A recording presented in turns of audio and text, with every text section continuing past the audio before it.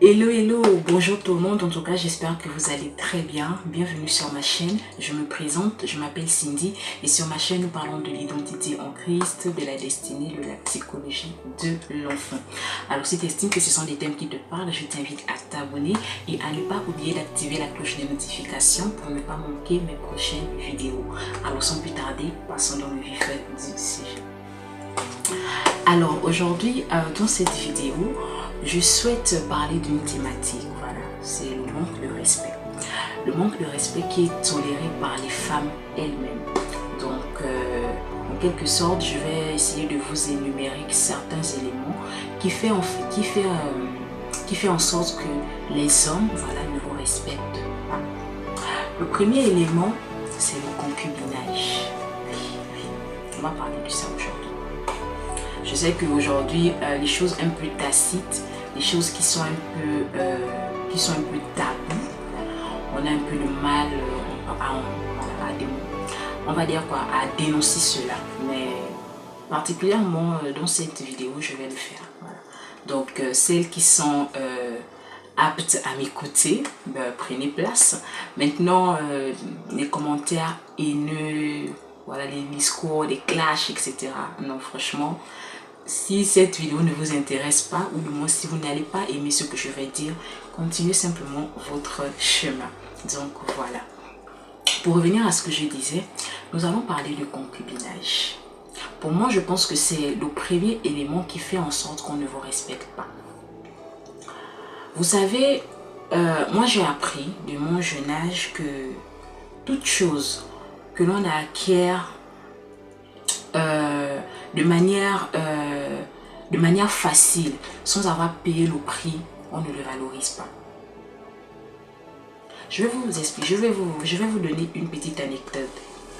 Quand j'étais plus jeune, voilà, je crois que j'étais qu'est-ce que j'ai à dire quand j'étais plus jeune? Je ne suis même pas assez vieille, en tout cas.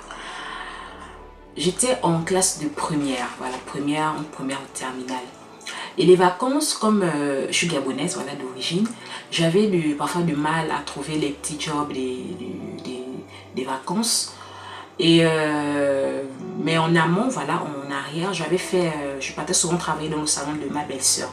Donc dans son salon, elle faisait quoi? Voilà, la coiffure, les ongles, le maquillage, etc. Donc ce sont vraiment des choses que j'aimais bien, voilà, que j'aime toujours. Donc c'est vraiment dans son salon que j'ai appris à faire ce genre de choses.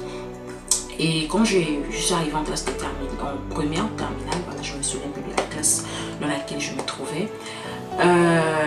Mon papa, en fait, j'avais du mal vraiment à trouver le job, voilà, et moi c'était vraiment énervant parce que voilà, c'est vrai, les parents me donnaient l'argent de poche, mais bon, souvent on a vraiment parfois envie de se faire plaisir, voilà. Et mon papa, en fait, m'avait donné une somme de 50 000. Bon, en francs CFA, en euros, je crois, ça fait 30 et quelques, si je ne me trompe pas, voilà, 30 et quelques, 32 ou je sais plus combien. Il m'avait donné une somme de 50 000. Il m'avait dit, va au marché, tu t'achètes les ongles, voilà, vu que tu as fait une formation, enfin tu as appris à faire les ongles dans le salon de ta belle-sœur, pourquoi ne pas offrir ces services-là dans le quartier? Donc moi je me suis dit, bon, oui, ça peut être intéressant et tout. Donc il m'a remis les 50 000, je suis partie, j'ai acheté tout ce dont j'avais besoin, etc. Et j'ai commencé. Mais en commençant en fait à proposer en fait mes services, il y avait des clients, mais j'avais vraiment un amour, j'avais vraiment besoin d'acheter en cette période-là mon kit de maquillage. J'ai bien mon kit de maquillage complet, voilà, complètement. Et comme vous savez comme vous le savez bien pour celles qui sont maquilleuses, le kit de maquillage, c'est vraiment en fonction des minimum. Après, ça dépend des pays, mais en tout cas, chez moi, minimum, si tu as minimum 50 000, voilà, 50 000, tu peux avoir tout ton kit complet de maquillage. Et là encore, c'est rien que des trucs, des produits nécessaires. Donc, j'ai commencé comme ça, petit à petit. J'avais vraiment besoin d'acheter mon propre kit. Voilà, parce que les trucs de demander les autres, je n'aime pas trop ça. Voilà. Et d'ailleurs, mon papa n'aime pas ça. À chaque fois quand je demande des choses aux autres, il n'aime pas ça. Il aime quand j'ai mes propres choses, vraiment à moi. Et chemin faisant, voilà, j'ai pu rassembler en fait mon kit de maquillage, réunir pardon, la somme pour acheter le kit de maquillage. Et quand je suis acheté ce kit de maquillage, je vous assure, c'est quelque chose que, même si c'est rien que des objets, je peux dire ça comme ça, mais c'est quelque chose que je prends vraiment à cœur, voilà, vraiment que je conserve. Je conserve de manière personnelle. Donc, je ne peux pas me permettre, si par exemple une personne veut me demander, ah voilà Cindy, est-ce que tu peux me prêter ton maquillage? Je vais dire non. On ne prête pas le maquillage en fait. Je vais refuser. Pourquoi? Parce que c'est quelque chose qui m'a valu quelque chose. J'ai dû payer le prix pour avoir cette chose. Et c'est pareil. Quand vous rencontrez par exemple un homme, je ne sais où, et chemin faisant, il vous dit, pour que nous soyons, en fait pour moi, la preuve de mon amour, voilà, c'est vraiment cet homme en fait qui vous dit que la preuve de mon amour pour moi serait en fait que toi et moi nous puissions avoir un enfant. Et vous aussi, vous acceptez d'avoir un enfant avec cet homme. Entre-temps, c'est le manque de respect. C'est un manque de respect, je vous dis. Un homme qui n'a pas souffert à vous, qui n'a pas transpiré pour vous avoir. Un homme qui n'a pas payé le prix pour vous avoir, il va vous valoriser comment? Ça là vraiment j'ai envie de comprendre ce point-là. Comment est-ce qu'il va vous valoriser? Il ne peut pas vous valoriser. Parce qu'il n'a pas payé le prix. Il n'a pas transpiré, comme on dit chez nous. Il n'a pas souffert pour vous avoir. Et très souvent, quand vous tombez dans ce genre de position, vous tombez dans ce genre de choses, c'est vous qui êtes là en train de lui bombarder 4, 5, 20 enfants. Quelqu'un qui ne vous a pas épousé, vous êtes maintenant là en train de grossir, prendre le poids, vous qui étiez bien et tout, machin, vous montez de... Vraiment, votre morphologie change. Et après, vous vous plaignez. Oh, cet homme-là ne me respecte pas, il ne me valorise pas, il ne me fait pas ceci, cela. Mais il n'a pas souffert. Il n'a pas payé le prix pour vous avoir. Et très souvent, ça a été causé par qui? Par vous-même. Parce que vous n'avez pas fixé les termes et conditions. Moi, je me dis, quand un homme veut de vous, et quand vous savez qui vous êtes, quand un homme veut de vous, ben, il vous épouse, il fait les choses dans les normes. C'est la raison pour laquelle moi je vous dis, non, Dieu est bon. Dieu vraiment c'est l'excellent, voilà, c'est l'excellent savant, il sait tout. C'est-à-dire qu'il a programmé toutes choses pour nous sécuriser, pour nous mettre à l'aise. Mais parfois, je me dis, il y a certaines femmes qui n'aiment pas le confort. Elles aiment parfois se mettre dans des situations compliquées elles-mêmes. L'homme qui vient te voir peut te dire, par exemple, voilà, il te met en fait une pression du style, si tout le monde n'a pas un enfant, voilà, tout le monde se sépare. Il ne t'a pas cloué la bouche, il n'a pas pris le scotch pour te mettre sur la bouche pour que tu acceptes. C'est à toi de dire non. Connaissant ton identité, connaissant qui tu es. C'est la raison pour laquelle moi je vous dis, servez véritablement Dieu. Parce que quand vous avez l'Esprit de Dieu en vous, quand vous connaissez votre identité, moi je vous dis, même l'homme avant de s'approcher de vous, il va réfléchir 20 fois. Oui. Un homme avant de s'approcher de vous, il doit réfléchir que, ah, est-ce que ce que je vais dire là, la fille, est-ce que, oui. Faut pas tout le temps être dans les émotions. Voilà, c'est ça aussi le problème de la femme. On est tellement trop dans les émotions. Parfois aussi, il faut utiliser nos neurones. Dieu ne nous a pas donné un cerveau seulement pour qu'on bombarde, je sais pas, on bombarde le cerveau pour le maquillage, etc. Non, pas du tout. Il nous a donné un cerveau, c'est pour réfléchir aussi. C'est pour faire des calculs. Est-ce que la relation dans laquelle je m'engage là, en quoi est-ce qu'elle m'est profitable? Elle m'avantage en quoi? C'est ça aussi des questions qu'il faut se poser. Vous partez dans le concubinage et sachez que c'est un péché. Hein, moi je vous dis, c'est un péché. Parce qu'un homme qui ne vous a pas épousé, les rapports sexuels se font dans le mariage. Le fait pour avoir des enfants, ça se fait dans le mariage, ça ne se fait pas hors du mariage. Et le concubinage, ce n'est pas le cadre. C'est un péché. C'est un péché si vous ne le savez pas. Sachez fixer les termes et conditions. Parce que quand vous êtes laxiste, vous vous laissez prendre, voilà, quelqu'un vient vers vous, vous aussi vous livrez comme ça.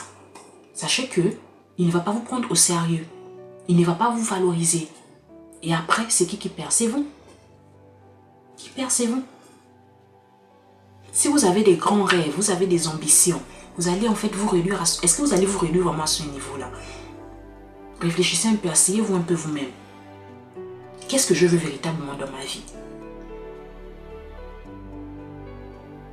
Très souvent, les femmes sont à l'origine du manque de respect. Elles-mêmes sont à l'origine de leur manque de respect toléré par les hommes. C'est vous-même. Personne ne vous cloue la bouche. On n'a pas pris le marteau, on ne vous a pas cloué la bouche, non. Vous avez le choix. La décision vous revient. Si vous dites non, l'homme ne va pas vous avaler. Bon, il y a aussi, je sais qu'il y a aussi le côté dépendance affective. Là aussi, c'est autre chose. Ah, Seigneur, vraiment que Dieu nous aide. Vraiment que Dieu nous aide. Donc, vraiment, c'était voilà, c'était vraiment mon petit message. Voilà. Là où le concubinage, vraiment, évitez ça. Évitez ça. Ça ne vous emmènera nulle part. Si Jésus revient, il vous trouve dans le concubinage. Direction, la route. La route est tracée pour vous. C'est direction la route. Quand Dieu fixe le mariage, le cadre du mariage, c'est pour nous sécuriser aussi nous-mêmes. Nous-mêmes en tant que femmes. Quelqu'un a dit, le cadre c'est comme ça. Mais toi, tellement, je ne sais pas, tu as la soif, ou je ne sais pas. Souvent, ce qui vous arrive, je cherche à comprendre vraiment comment la femme est. Je n'arrive pas. Quand Dieu fixe un cadre, c'est pour nous protéger, c'est pour nous mettre à l'abri. Aujourd'hui, il y a des femmes qui se mettent qui sont en concubinage. L'homme ne vous a pas épousé.